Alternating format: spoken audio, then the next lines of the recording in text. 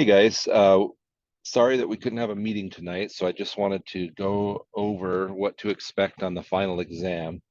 I know a lot of people are worried about it. Don't worry, just do your best. You'll do okay. Remember, I know your grade matters to you, but what you learn is even more important than your grade. I know that's easy to say, but hard to believe all the time. Anyway, so the final exam, this is the study guide, the same one that's available to you. Um, and it has 60 multiple choice questions. Um, and so what I wanted to do is just sort of, I guess, give you an idea of what to expect. And so, of course, this study guide does give you an idea of what to expect already. But I reviewed the final earlier today, and I wanted to sort of point out a few things. First of all, content from chapters 2, 3, and 4. So if you think about that, that's like understanding normal balance, making journal entries, making a trial balance, making financial statements from the trial balance, adjustment or adjusting entries, right? For those times when the cash either comes before the expense or when the cash gets paid after the expense, or those situations where the cash is before the revenue or after the revenue. So those four types of adjusting entries, and then the closing entries, all of that information from chapters 2, 3, and 4, it comprises like 50% of the points on the exam. So if you had a limited amount of time to study, I would tell you focus your energies on chapters 2, 3, and 4.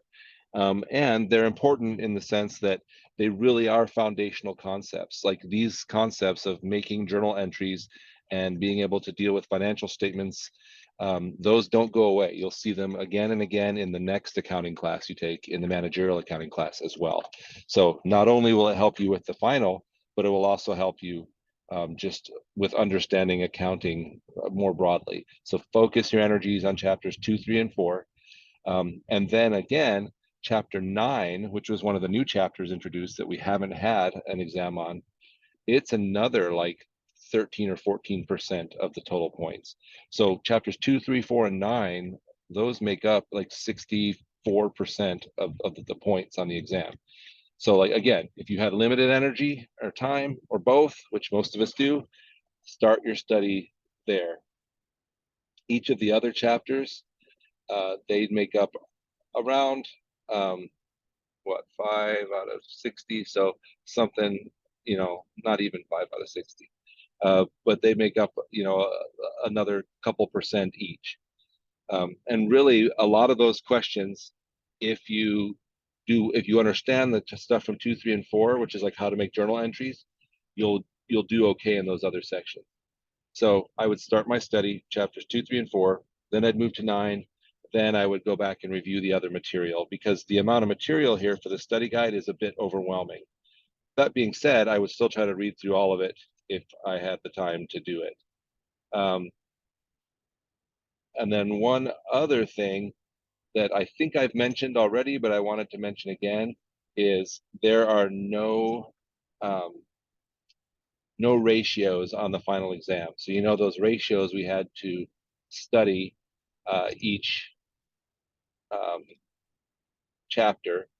There's none of those. So you don't have to try to memorize all those ratio formulas. Just wanted you to know that, so you didn't have to worry about it, and you could focus your energies on the other things.